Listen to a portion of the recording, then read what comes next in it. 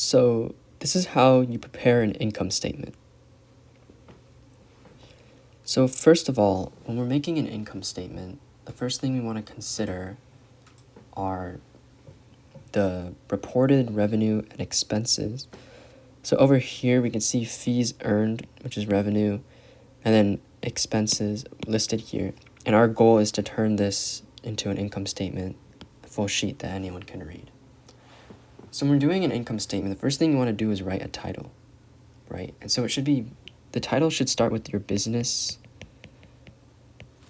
name, and then it should list what type of statement is this. So this is, or what type of thing it's covering. So this is an income statement.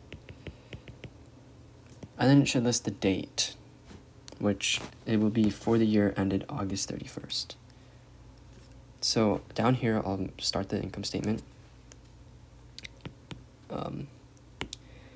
A1 Travel Services Income Statement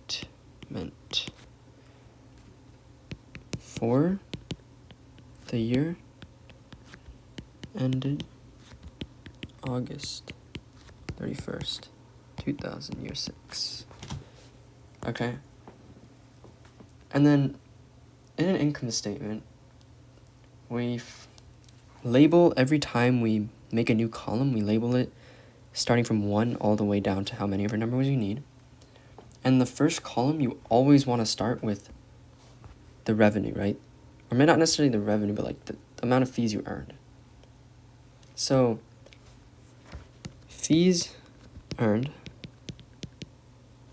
and this will be on the left side, and on the right side, you put the amount of fees that you earned, which will be $1 million for this person, right? And then you want to start your next line, because we're done with fees earned, and we're going to label the next line as expenses.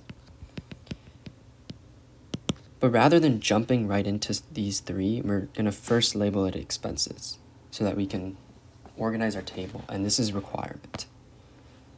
So then for number 3, we're going to start with our office expense, which we saw on the sheet here. And our office expense is going to be $325,000. Now, if you noticed, I wrote this value on the right side and this value on the left side. The reason why I chose the different sides to write the values is that on the right side, we're later going to calculate the difference between the fees earned and the amount of expenses by adding up the numbers on the left and then inputting it from the bottom right. So keep this in mind when you make your income statement. So number 4, you have wages earned, or not wages earned, wages expense. And if you look up here, it looks like we had $875,000. Now, if you caught that, you might be confused. Wait, why did I skip miscellaneous expense and just jump to wages expense? Well, in every account statement, in every, just like every statement in general, especially the income statement, any expense that is miscellaneous, so it doesn't have a specific tag, will always come at the very end of your expense columns. Okay? This comes at end. So over here is where I'll list my miscellaneous expenses. And my miscellaneous expense is $26K. So now that I have written all my expenses, I'm going to create another column and calculate the total expenses.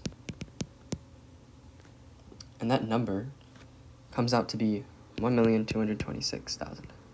And it goes in the right side. See? Because now I can just easily subtract these two numbers, which will be for, you guessed it, for number 7, net income. And so the net income, once you subtract the difference in fees earned or total expenses, is $259,000. And this is it. This is your full balance sheet. you start with the title of the business, the type of statement you're making, the year for which the statement is applicable.